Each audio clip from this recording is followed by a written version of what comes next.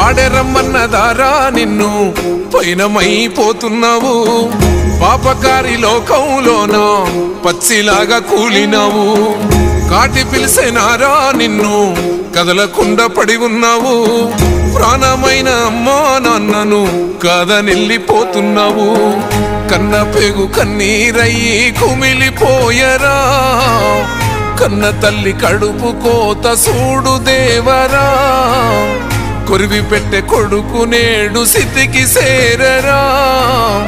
బూడిదైపోతూ ఉంటే ఎట్టా బతుకరా